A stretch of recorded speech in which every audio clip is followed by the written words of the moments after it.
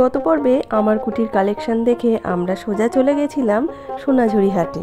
জানো তো, সোনাঝুরি হাট কিন্তু আর সোনাঝুরিতে এবার থেকে বসবে না, বসবে বিশ্ব ক্ষুদ্র বাজারে। এখানে নেই কোনো গাছের ছায়া, আছে শুধু ধুধু তেপান্তর। আশা করি ধীরে ধীরে জায়গাটা পরিবর্তন হয়ে যাবে, তবে প্রকৃতির কোলে সোনাঝুরি হাটের মাহাত্ম্যই আলাদা। Welcome to absolute journeys. আজ আমরা চলেছি বিশ্বভারতী প্রাঙ্গণে। Hello everyone, good morning from Santiniketan. আজকে আমাদের ডে 2 আর আজকেই হচ্ছে ফেরার দিন। তো এখন লিফটে উঠে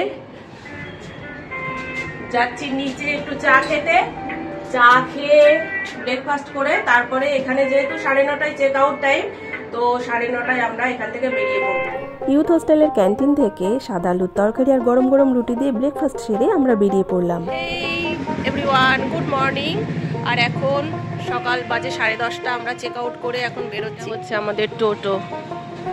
আমরা দুদিন ধরে এই টোটোতে ঘুরছি। এখানকার টোটোর কিন্তু কোনো ফিক্সড প্রাইস নেই, যে যেমন খুশি চাই একটু বার্গেনিং করে নিতে হবে। আর আমরা এখন চলেছি রবি ঠাকুরের প্রিয় বিশ্বভারতী প্রাঙ্গণে। আমরা এখন চলে এসেছি বিশ্বভারতী প্রাঙ্গণে। আর বিশ্বভারতী ঘুরে ঘুরে দেখছি এখানে রাস্তার কাজ চলছে। আর এই গেল আম্রকুঞ্জ।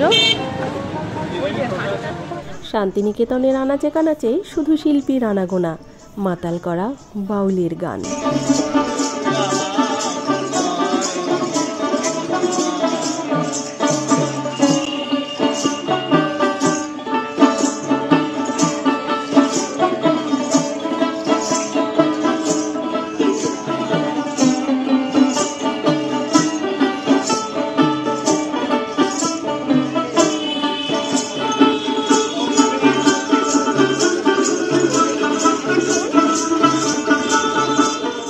গাছটিকে চিনতে পারছো? এটি হলো সেই গাছ যে গাছের ছায়ায় বসে রবীন্দ্রনাথ ঠাকুর কবিতা লিখতেন। আর এই গাছটির ছবি আছে সহজ পাঠ বইয়ের কভার পেজে। এই জায়গাটিকে রবি ঠাকুর বলতেন 3 পাহাড়। কেন বলতেন তোমরা কি কেউ জানো? যদি জেনে থাকো প্লিজ কমেন্ট করে জানিও। এর ঠিক উল্টো দিকে রয়েছে বিশ্বভারতী হসপিটাল, যেখানে বিশ্বভারতীর সমস্ত ছাত্রছাত্রী এবং স্টাফরা চিকিৎসা পায়।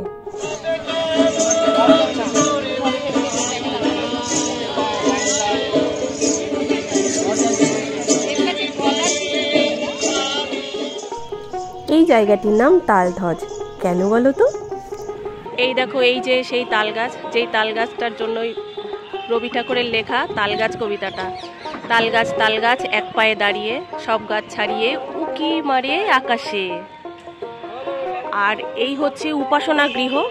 এখন তো ঢুকতে দেওয়া হয় না, প্রত্যেক বুধবারে এই উপাসনা গৃহে ঢোকা যায়। আর সাদা পোশাকে উপাসনা গৃহে তুমি যদি কিছু মন থেকে চাও তাহলে নাকি পূরণ হয়। তো এটা প্রত্যেক বুধবার খোলা হয় এখন, বাকি সপ্তাহের অন্যান্য দিন বন্ধ থাকে। এটা হচ্ছে উপাসনা গৃহ। আমি ছোটবেলায় একবার এসেছিলাম, তখন তো ঢুকতে পেরেছিলাম, এখানে বসেও ছিলাম সামনেটায়, কিন্তু এখন আর ঢোকা যায় না। বুধবার ছাড়া এখানে ঢুকতে দেওয়া হয় না। এই দেখো উপাসনা গৃহ। তো বুধবার আসলে অবশ্যই সাদা পোশাকে এসো আর এইখানে বসে একটু প্রার্থনা করো, তোমাদের মনস্কামনা পূর্ণ হবে।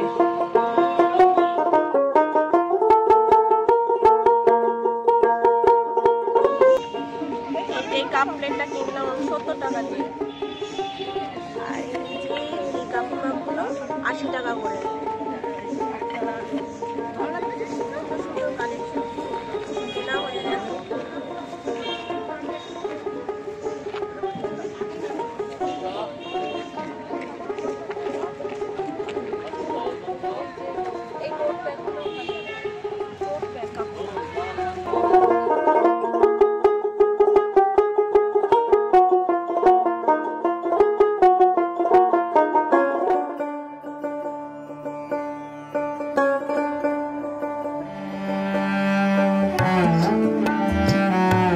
এই বাড়িটি শান্তিনিকেতনের মূল ভবন, শান্তিনিকেতন গৃহ।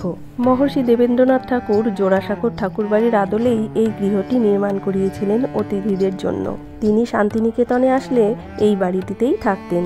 এখন এই বাড়িটির সামনে রয়েছে রামকিঙ্কর বেইজের তৈরি অনল শিখা ভাস্কর্য। আর বাড়ির উপরিভাগে উপনিষদের এই উক্তিটি লেখা আছে, সত্যাত্ম প্রাণারামং মনো আনন্দং, সত্য স্বরূপ আত্মা প্রাণের আরাম মনের আনন্দ। অর্থাৎ যেখানে প্রাণ খুঁজে পায় শান্তির আশ্রয় আর মন পায় গভীর আনন্দ। কি সুন্দর গাছে ছাওয়া, কি ভালো লাগছে।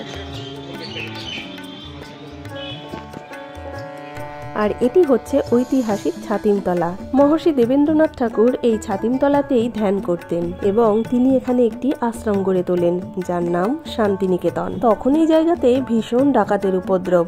মহর্ষি দেবেন্দ্রনাথ ঠাকুর কি করলেন, ডাকাত সর্দার দাড়ি সর্দারকেই এই জায়গার রক্ষণাবেক্ষণের দায়িত্ব দেন, যার ফলে কি হলো, এখানে ডাকাতি বন্ধ হয়ে গেল। পরবর্তী সময়ে দেবেন্দ্রনাথ পুত্র রবীন্দ্রনাথ ঠাকুর এখানে একটি স্কুল এবং একটি বিশ্ববিদ্যালয় প্রতিষ্ঠা করেন। প্রতি বছর 7ই পৌষ এখানে উপাসনা হয় এবং এখানকার পাশকৃত ছাত্রছাত্রীদের প্রতীকী স্মারক হিসাবে ছাতিম পাতা দেওয়া হয়। আর এই যে বিল্ডিংটা দেখছো, এইটা হচ্ছে নন্দলাল বসুর আর্ট গ্যালারি।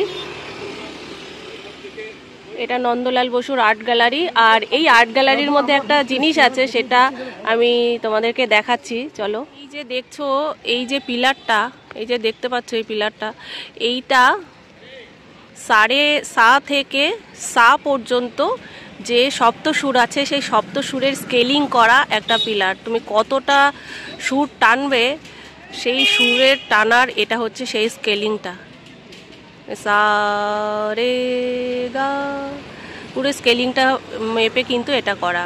এটা হচ্ছে মিউজিয়াম। আর এইটা হচ্ছে মিউজিয়ামের পাশেই, মানে এই আর্ট গ্যালারির উল্টো দিকে, এটা হচ্ছে আর্ট গ্যালারি। এই বিল্ডিংটা হচ্ছে, এখানে নাটক শেখানো হয়, নাটকের পরীক্ষা হয়। তো এই বিল্ডিংটা হচ্ছে নাটকের বিল্ডিং। এই যে এইটা হচ্ছে আর্ট ইনস্টিটিউশন। আর এই দেখো, এটা হচ্ছে ইগলু ঘর, এখানকার স্টুডেন্টদের তৈরি এই ইগলু ঘর। আর এটা হচ্ছে আর্টের ইনস্টিটিউশন।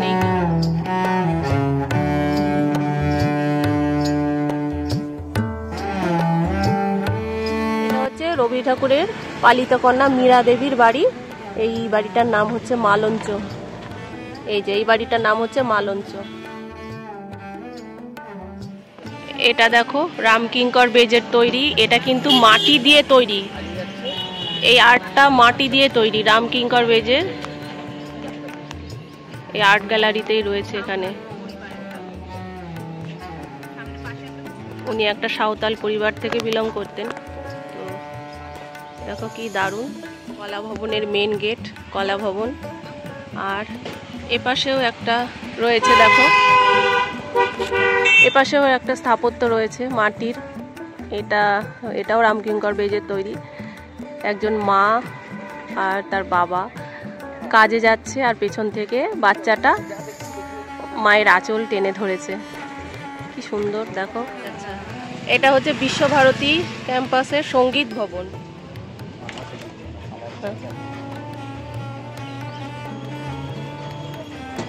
এখানে মোটে দাঁড়াতে দিচ্ছে না পুলিশরা।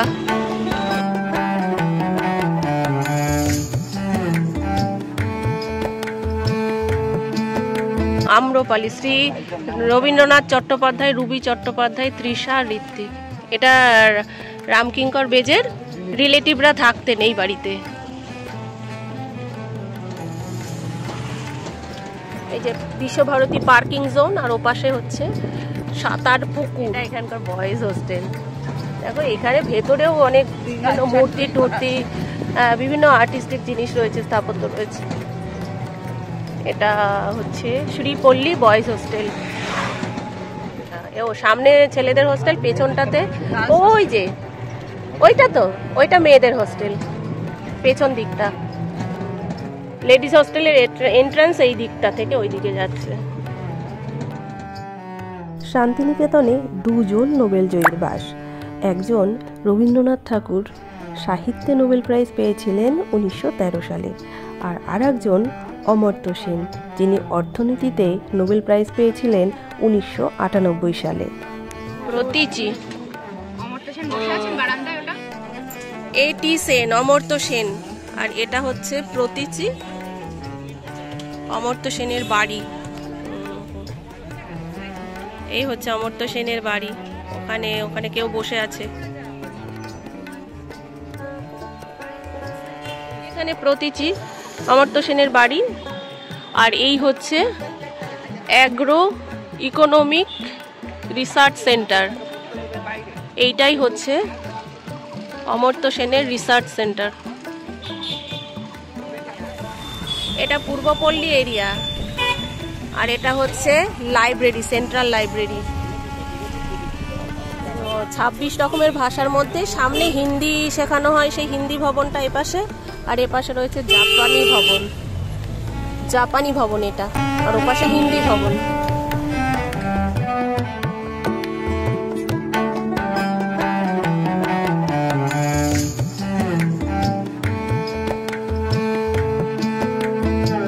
শুধুমাত্র মিউজিয়াম দেখার জন্য 100 টাকা করে পার হেড।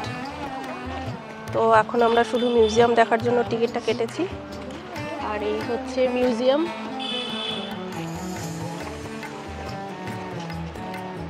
এটা হচ্ছে মিউজিয়াম, ভেতরে ক্যামেরা এলাও নেই, তো আমরা এখন ক্যামেরা ব্যাগে করেই তারপরে ভেতরে ঢুকবো।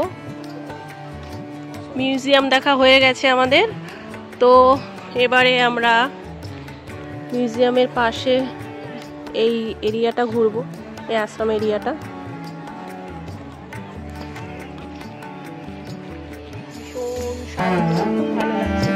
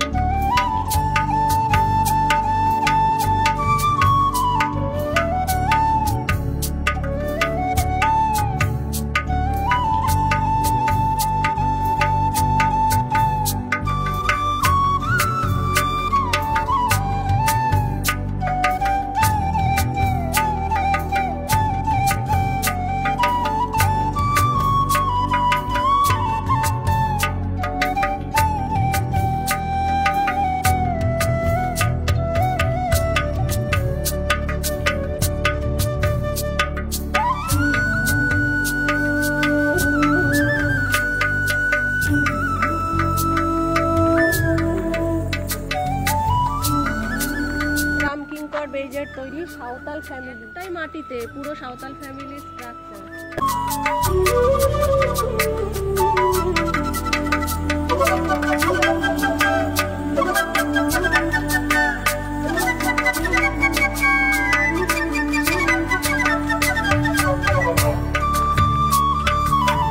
আমি হাঁটছি মোরাম মাখা পথ ধরে, বুঝেছো? এটা মোরামের পথ। এই যে আর একটা স্ট্যাচু, রামকিঙ্কর বেজের তৈরি কাপড় কাচা, মানে একজন মহিলা কাপড় কাচছে। এটা হচ্ছে পুনশ্চ ভবন।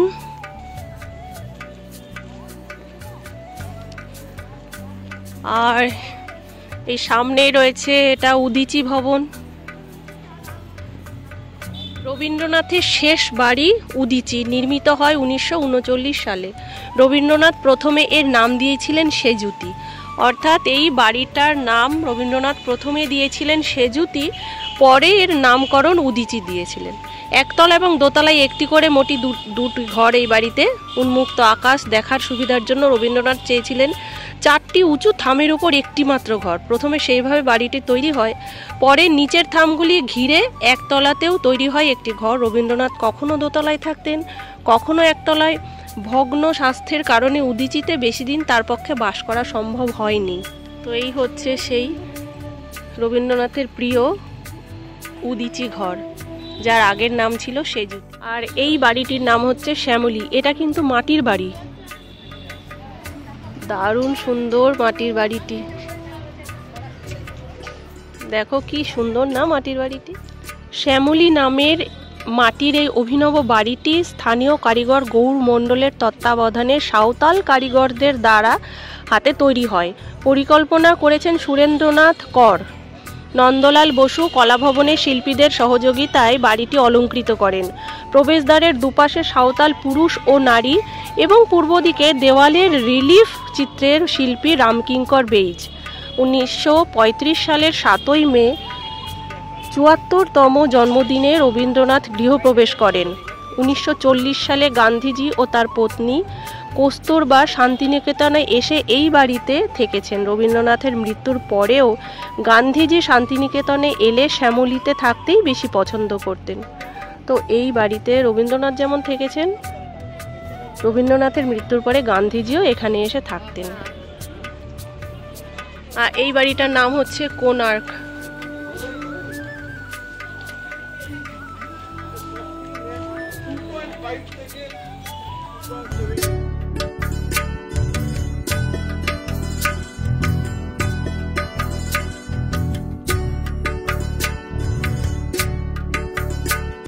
রবীন্দ্রনাথ ঠাকুরের ব্যবহৃত গাড়ি।